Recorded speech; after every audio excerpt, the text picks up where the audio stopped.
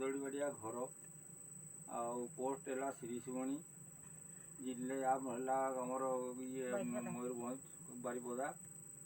ଆଉ ସାର୍ ଆମର ଘର ଆଜ୍ଞା ଆମର ଜମି ମାତ୍ର 3 ଡିସିମିଲ୍ ଜାଗା ଅଛି, ଅଥଚ ଆମର ଜାଗା ବାଡ଼ି କିଛି ନାହିଁ।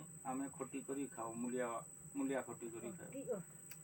ଆଉ 3 ଭାଇରେ ଆମର 3 ଡିସିମିଲ୍ ଜାଗା ଅଛି, ଘର କରବାର ବି ଆଜ୍ଞା ଜାଗା ନାହିଁ।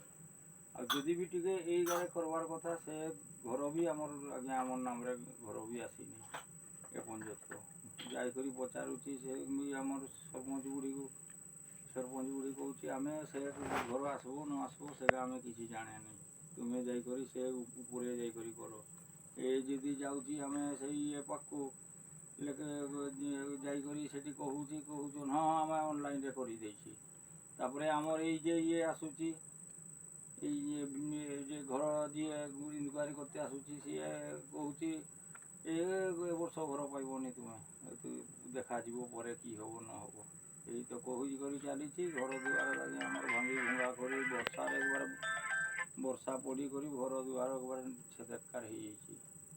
ହଉ ମଉସା, ତୁମେ ଜାଣିଛ କି ନାହିଁ ପ୍ରଧାନମନ୍ତ୍ରୀ ମୋଦି ତାଙ୍କ ଜନ୍ମଦିନ ମାନେ ଏଇ ନଭେମ୍ବର ମାସରେ ମାନେ ନୂତନ ପକ୍କା ଘର ସମସ୍ତଙ୍କୁ ବାଣ୍ଟାଯିବ। ତ ତୁମେ ପଞ୍ଚାୟତ ଏବଂ ବ୍ଲକ ଯାଇକି ଟିକେ ଯୋଗାଯୋଗ କରିବ ଏବଂ ସମସ୍ତେ ଘର ପାଇବେ, ଯାହା ମୋଦିଜୀ ଆମର ସ୍ୱପ୍ନ ଦେଖିଛନ୍ତି ତାହା ଭିତରେ ଆପଣମାନେ ଯେମିତି ଅନ୍ତର୍ଭୁକ୍ତ ହୋଇପାରିବେ।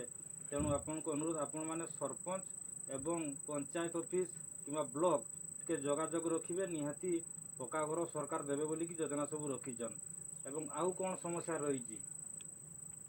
ଆଉ ସମସ୍ୟା ରହିଛି ଆମର ତ ଏତେ ମାତ୍ର ଖାଲି ଆମର ସେ କଳାକାର ଆସୁଛି, ଆଉ ଆମର କିଛି ପଇସା ବି ଆମକୁ ମିଳିନି, ଖାଲି ସିଙ୍ଗଲ ସେଇ କଳାକାର। ବୟସ ହିସାବରେ ଭତ୍ତା ଆସିନି? ବୟସ ହିସାବରେ ଭତ୍ତା ନାହିଁ।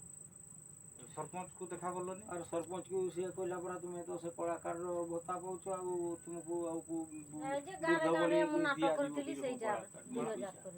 କଳାକାର ମାନେ କି କଳାକାର? ଆମର ସେଇ ଆମର ନାଚ କରୁଥିଲି। କେତେ ଭତ୍ତା ପାଉଛ? ଆମକୁ 2000। যেটা পাউছি সেটা মিছ কথা কেন কইবি? এটি মিছ কইবি সেটা বাহারিব কি গো? সেটা আমি সাজিଥିଲି বলি সেটা পাউছি, মোর বয়স হিসাବରେ পয়সা কাଇଁ? ଆମେ ସେଟା ଖର୍ଚ୍ଚା କରି ଶିଖିଥିଲି ବୋଲି ସେନା ବିନା ଖର୍ଚ୍ଚାରେ କି ଆଉ ଗୋଟେ କଳାକାର ବନିବ ଲୋକ? ସେଟା ମୁଖ୍ୟ ସମସ୍ୟା ରହିଛି, ଗୋଟେ ପକ୍କା ଘର ସରକାର ପକ୍କା ଘର କେମିତି ଗୋଟେ ପାଇବ? ବାସ୍ ପକ୍କା ଘରଟା ହେଲେ ଆମେ ଯାହା ତ କରି ଖଟିମଟି କରି ତ ଖାଉଛି, କିନ୍ତୁ ରହିବାର ବି ଆମର ଦେଖୁଛ ଘରରେ ପାଣି ବାହାରୁଛି।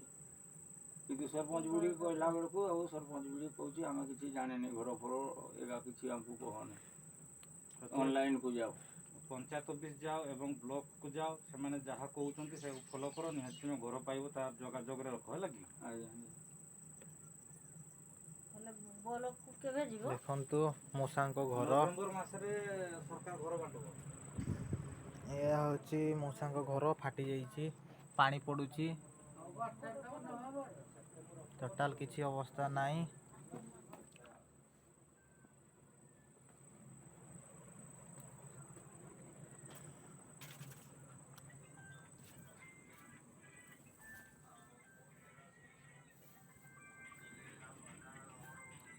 ଏଇଠି ଶୋଉଛନ୍ତି।